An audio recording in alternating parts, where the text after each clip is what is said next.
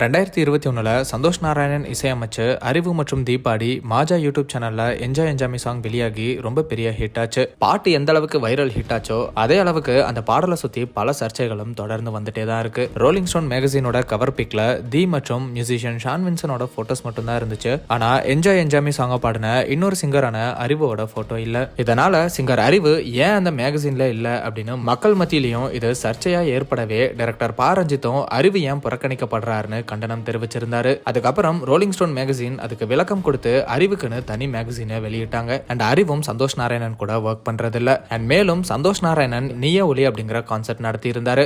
So அந்த event press மீட்ல இந்த கான்செர்ட்க்கு அறிவு வருவாரான்னு ரிப்போர்ட்டர்ஸ் கேள்வி கேட்டிருந்தாங்க.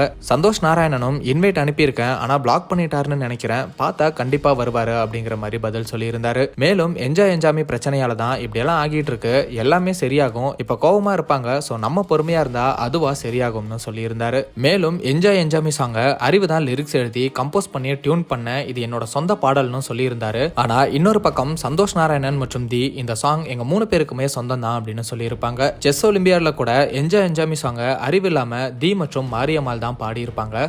அதுலயும் அறிவு பார்ட்டிசிபேட் பண்ணாதனால இவர் மறுபடியும் புறக்கணிக்கப்பட்டு அவரோட பாடலை வேற ஒருத்தங்க உரிமை கொண்டாடுறது அவரை மேலும் அதிருப்தியாக்கி இருக்கணும்னு சொல்லப்பட்டுச்சு. இப்படி பல வருஷமா என்ஜாய் என்ஜாமி சாங் யாருக்கெல்லாம் சொந்தம் அப்படிங்கிற மாதிரி பிரச்சனை போயிட்டு இருக்கு. இந்த ஒரு சூழ்நிலையில மறுபடியும் இந்த சாங் பிரச்சனை சோஷியல் மீடியால சலசலப்பை ஏற்படுத்தி இருக்கு. ஒரு நபர் எக்ஸ் பிளாட்ஃபார்ம்ல என்ஜாய் என்ஜாமி சாங் கிளிப்பை ஷேர் பண்ணி இந்த ஒரு தமிழ் இண்டிபெண்டன்ட் சாங் எல்லைகளை கடந்து உலக அளவுல ரீச் ஆகி லாக்டவுன் டேஸை ரூல் பண்ணுச்சு அப்படின்னு சொல்லியிருக்காரு. இப்படி போடப்பட்ட இந்த போஸ்ட்ல இன்னொரு நபர் தியும் அவரோட அப்பா சந்தோஷ் நாராயணனும் அறிவு கிட்ட இருந்து இந்த பாட்டை திருடிட்டாங்க அப்படின்னு சொல்லியிருக்காரு. இப்படி தியும் சந்தோஷ் நாராயணனும் என்ஜாமி பாட்டை திருடிட்டாங்கன்னு சொன்னதுக்கு சந்தோஷ் நாராயணனே டைரக்டா ரிப்ளை பண்ணியிருக்காரு. அவர் என்ன சொல்லியிருக்காருன்னா, கொஞ்சம் ரெஸ்ட் எடுங்க தம்பி, கொஞ்சம் தேடி பாருங்க, இதை பத்தின சில பயனுள்ள தகவல் ஏற்கனவே எல்லா இடத்துலயும் இருக்கு. இந்த சாங்கோட ஆரம்ப ஐடியா தி கொடுத்தாங்க, இதுல தியோட டியூன்ஸும் இருக்கு. இதோட முக்கியமான ஸ்டோரி லைன் மற்றும் இந்த சாங்கோட கான்செப்ட் டைரக்டர் மணிகண்டன் தான் உருவாக்குனாரு. அப்போ நானும் அவரும் கடைசி விவசாயி படத்துக்காக ஒர்க் பண்ணிட்டு இருந்தோம். நான் தான் அந்த சாங்கை கம்போஸ் பண்ணி ப்ரொடியூஸ் பண்ணி மொத்த மியூசிக்கையும் கிரியேட் பண்ண.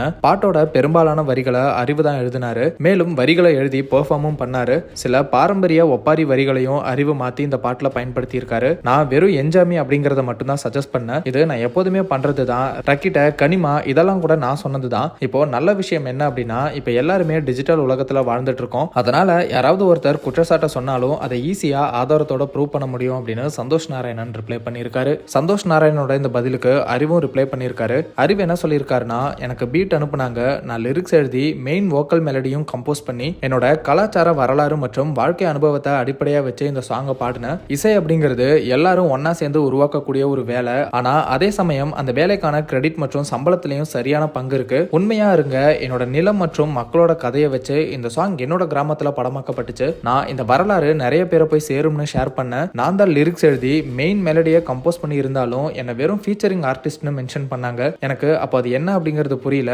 5 வருஷத்துக்கு அப்புறம் தான் இந்த பாட்டுல வேலை செஞ்ச மத்தவங்க அதுக்கான உரிமையும் ராயல்ட்டியும் வாங்கிட்டு இருக்காங்க அப்படின்னு தெரியுது. எனக்கு என்னோட அங்கீகாரமும் எந்த பணமும் கிடைக்கல. இதை நான் சிம்பத்திக்காக சொல்லல, இது கிரெடிட் மற்றும் உரிமைக்கான ஒரு தொழிலாளியோட மரியாதை பத்தினது. இண்டிபெண்டன்ட் ஆர்டிஸ்ட் எல்லாருமே உங்க ஒர்க்கை பாதுகாப்பா வச்சுக்கோங்க, அக்ரிமெண்ட் போடுங்க, உங்க உரிமையை தெரிஞ்சுக்கோங்க.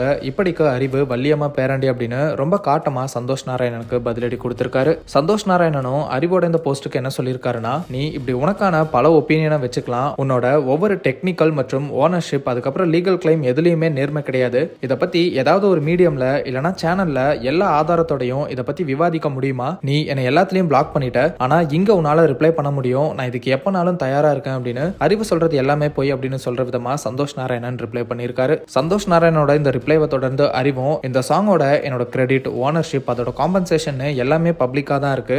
நான் இதை தனிப்பட்ட முறையில சரி பண்ண பல முயற்சிகள் பண்ணேன், ஆனா அந்த முயற்சிகள் எல்லாமே வீணா தான் போச்சு. இது ஒன்றும் சோஷியல் மீடியால டிபேட் பண்ணக்கூடிய விஷயம் இல்ல, உண்மைகளுக்கு தானாவே பேசுற சக்தி இருக்கு. இதை பத்தி பேச சரியான நடைமுறைகளும் அதுக்கான உரிய வழிகளும் இருக்கு அப்படின்னு, இது சோஷியல் மீடியால விவாதம் பண்ணக்கூடிய விஷயம் இல்ல அப்படின்னு அறிவு சந்தோஷ் நாராயணனுக்கு பதிலடி கொடுத்திருக்காரு. அறிவோட பதில தொடர்ந்து சந்தோஷ் நாராயணனும், ஆமா இது சோஷியல் மீடியால விவாதம் பண்ணக்கூடிய விஷயம் இல்லதான், ஆனா நீ தான் ரொம்ப கேவலமான பொய்களை சொல்லி இதை ஆரம்பிச்ச, மறுபடியும் இந்த பிரச்சனையை நீ சரி பண்ண முயற்சி பண்ண அப்படின்னு பொய் சொல்ற. நான் கஷ்ட காலத்துல இதை பத்தி பேச முடியாம இருந்த சூழல்ல கூட நீ ஒரு தடவை கூட ரெஸ்பாண்ட் பண்ணல. நீ கடந்த வருஷம் உன்னோட கல்யாணத்துக்கு இன்வைட் பண்ண என்னோட வீட்டுக்கு வந்த, அப்போ நான் அப்ராட்ல இருந்தேன், என்னோட ஸ்டாஃப் எனக்கு இதை சொன்னாங்க, அதுக்கப்புறம் நீ என்னை பிளாக் பண்ணிட்டு அதை பத்தி ஒரு சாங்கும் ரிலீஸ் பண்ண. சத்தியமா சொல்றேன், நான் மரியாதையோடையும் அன்போடையும் இதை பத்தி பேச தயாரா இருக்கேன், பா இதை பத்தி விவாதிப்போம் அப்படின்னு சந்தோஷ் நாராயணன் அறிவுக்கிட்ட நேரடியா இதை பத்தி ஆதாரத்தோட விவாதிக்க நான் தயாரா இருக்கேன், நீ தயாரா இருக்கியா அப்படின்னு கேள்வி கேட்கிற விதமா பதிலளிச்சிருக்காரு.